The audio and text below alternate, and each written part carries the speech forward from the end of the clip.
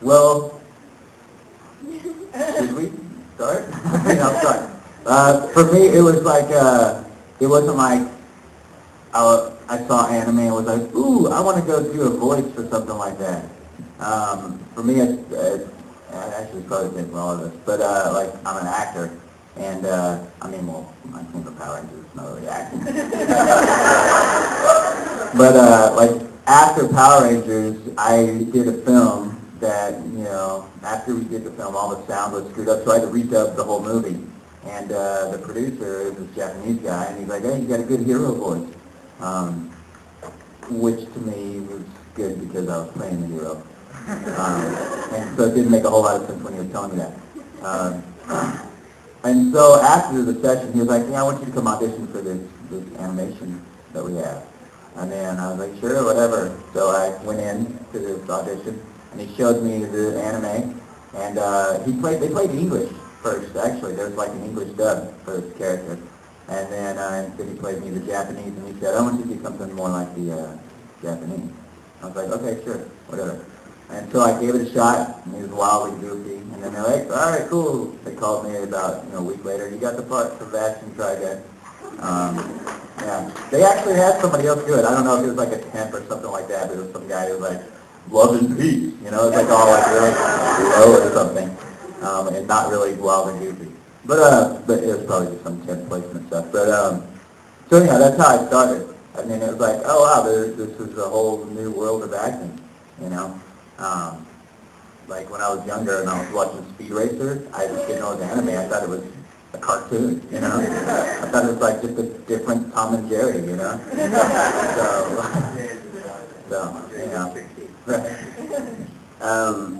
I was actually, wow, lung butter.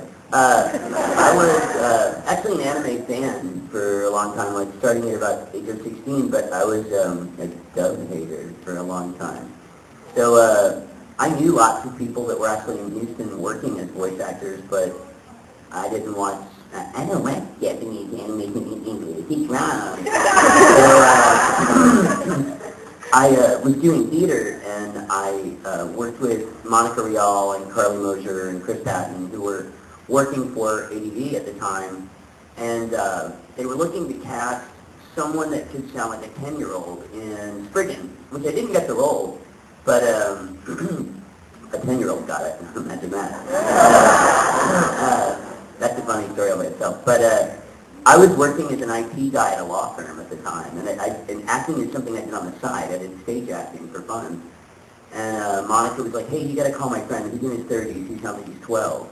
And so they called my desk, like they called my office phone at work. So like I was taking calls from lawyers. They were like, here's my PowerPoint doesn't work. Here's my laptop's not working. And then I get this really Nelly voice on the phone that goes, oh my God, you sound just like a little child. I thought, what the hell kind of attorney is that? And then it was like, oh, I'm sorry, my name is Stephen Foster, I'm with ADV Films, and I was just like, why is ADV Films? Yeah, I knew who ADV Films were, and I was like, why are they calling me?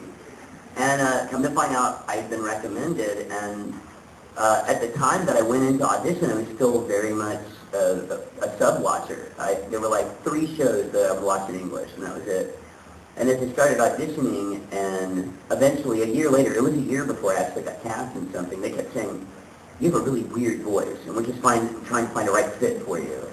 So I kept coming back and auditioning, and then after my first show, I really kind of got bit by the bug, because it was a form of acting that was different from anything I'd ever done. I wasn't limited by my physical appearance, and I have a weird voice. And so suddenly I was being asked to be, play like 75-foot babies and horny robots and weird stuff like that. And it was the type of acting I really enjoyed. I only had to get along with 2 people, more importantly, my director and my engineer. And so the law firm I worked for laid us all off because they represented a big oil and gas company that I can't say the name, but it rhymes with Wenwan. So at that point, I had done enough acting for ADV and was just starting to consider going out and trying to work for Funimation too. that I just figured, hey, it's time to do this for a living. Like, it's time to just try to make a go of this. And I enjoy it. I don't regret it at all. So, what about you, Sexy? I guess mine's just kind of a combination of both of yours. Yeah. I was a smooth stranger. In my dream.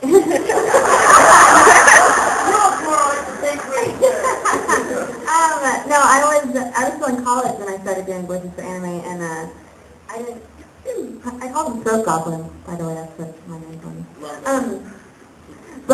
No, I was doing a play, and what was I saying? I was in college, and I was friends with Meredith McCoy, if any of you know who she is. She ended up playing Android 18 on Dragon Ball Z. And her little brother was obsessed with Dragon Ball Z, like obsessed with it. And so I watched it whenever I was at her house because it was always on TV. And then I was doing this play, and I found out one of the guys that was in the show with me actually did voices for Dragon Ball Z, and I had like a fangirl moment where I totally freaked out. And then he's like, hey, but we have some parts coming up that you might want to audition for. And so me and Meredith actually went in for Android 18, and she got it, and I didn't. And then they liked me, so they called me back in and had me read Trunks. And that's how I got started. And Trunks was the very first thing I auditioned, but before I played Trunks, I actually got cast to play Kid Dende as a voice match, and then they replaced me because the lady who I was replacing came back. So yeah, it totally sucked. I was like, man, this is really stupid. No, but then they called me back in, and I was Trunks, and I preferred that character anyway because he's not a total pansy.